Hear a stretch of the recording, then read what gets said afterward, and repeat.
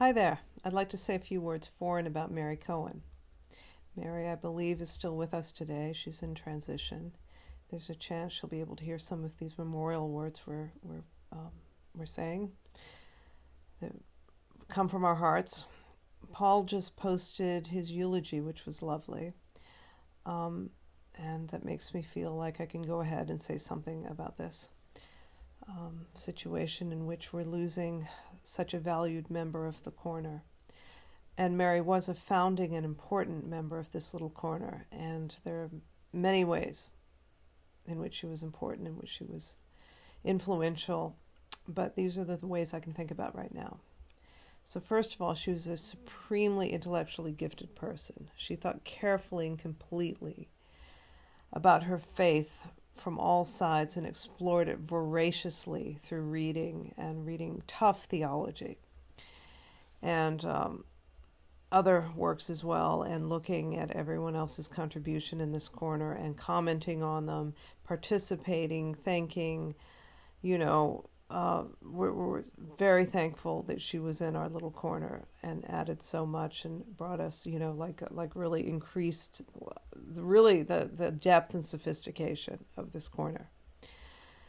She was incredibly creative in her thinking, and there was one point where she wanted to add a fifth P of knowing to John Vervaeke's 4 ways of knowing, and that was parabolic, as in we know when you set the table that the knife is the father, the fork is the mother, and the spoon is the child.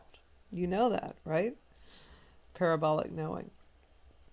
She was very honest about the adversity in her life, tragedy and triumph. She was honest about her upbringing in a cult and how she was able to take the one constant in that upbringing, which was faith in God, and transform that into something much more coherent, into becoming a devoted Catholic and a very erudite one, as I was saying.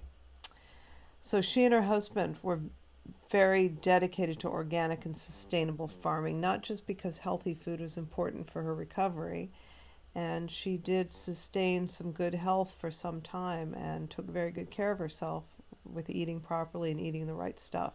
But they also did it because it was the right thing to do. And the way forward, it was high quality technology, let's say, to counteract factory farming. She gave me so much good advice on organic farming and how to deal with pests in very creative ways and how to raise chickens. I never got the chickens yet. I will. But she would ask me periodically, did you get the chickens yet? And when I do, the first hen will be named Mary. And maybe this sounds a little superficial, but I'm going to say it anyway. Mary looked great. She always, the way she presented herself, everything always matched. She's very beautiful, and her makeup was wonderful. So she really, she was really someone who made it obvious that you can remain beautiful in your 60s or 70s. I'm not quite sure how old she was. So when I met Mary, I was quite intimidated by her intellect, and I hoped I could measure up because we did a couple of talks. Ultimately, I didn't really. She's so much smarter and wiser than myself. But she was very accommodating and never made me feel stupid. She treated me like an equal in our conversations.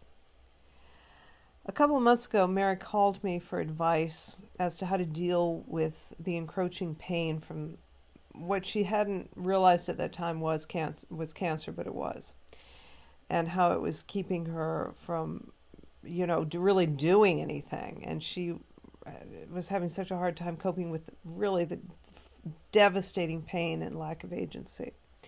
So we had about an hour-long talk in which we brainstormed ways to make this period a little bit more tolerable and things she could potentially do, to lessen the psychological burden until she was able to get some temporary relief with some treatments, which she was, I think. But it was really palpable how much being able to function in a world in which she was so responsible for so many people and took that responsibility to be great meaning in her life. She was homeschooling her grandchildren, and she needed to be able to, keep up with them. And I think this was very, very tough on her. Like I said, we had two conversations, and I'm going to put links to both of those conversations below. But I'm going to post this little clip because I want to show you that Mary really understood what I was doing more than I do, and it's only now I'm beginning to catch up and understand what she was trying to tell me. And in this video, I tell that I don't quite get it, right? But after the fact, it was really, really insightful what she said. Well, this in this book, I'd like to read you just a couple of little quotes from it because I think you'll really like some of the things he says. All right. So let's see. He says here, he talks about the initial response to value that we have in the world as being reverence. Mm-hmm. Okay. So he says, reverence is the essential basis for such a perception of values and for a true relationship with the whole realm of values, with what is above and what speaks from above, with the absolute, the supernatural, and the divine. Reverence is the mother of all virtues, of all religion.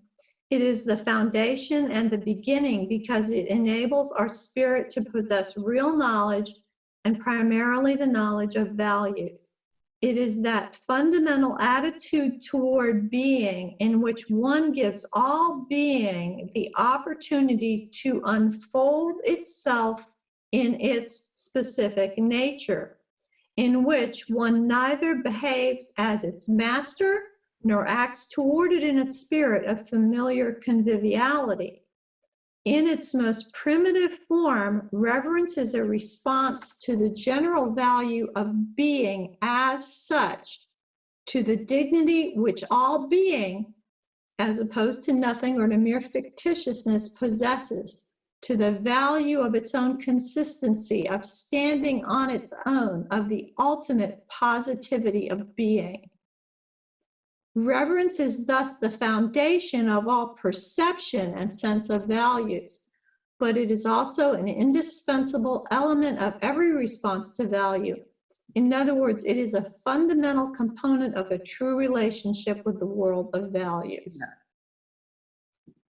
Did you like that? I did like that. And I like the word relationship. Yeah.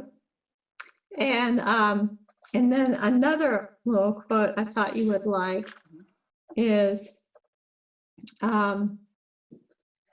indeed, there is an ultimate cosmic value in the suitable response to every value, and an ultimate cosmic disvalue, a disharmony in the lack of response or in a false response. False response. Yeah, I like that a lot. See, that reminds me of John's, self-deception. Well, this whole thing also reminded me of John talking about caring about that which makes caring possible. Because I think you could, for the word, did you see his last thing where he talks about that, or last couple of videos he did?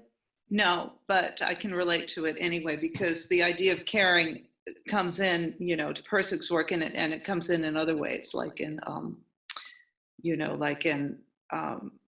some of the neuroscience, like Jaak Panksepp, who I talked about a lot. Like that's that basic emotion of caring.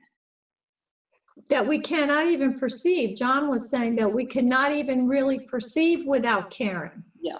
Yeah. We have to. No, that makes 100%, absolutely. Quality is what you care about. Yeah. So I'm thinking that these words like care, okay, so quality, if we say quality equals value, then we could say also that caring equals valuing. So Mary was able to understand, like I said, what I'm only beginning to, like the essential way we give reverence to being as such, or you could say, God. High quality, the high quality connection, the relationship, the high quality relationship being the response to being, and a low quality relationship being the lack of response. So caring or relevance realization or the quality event is what allows the world to even manifest. It allows the world to even be possible to our perception. It has to be that way.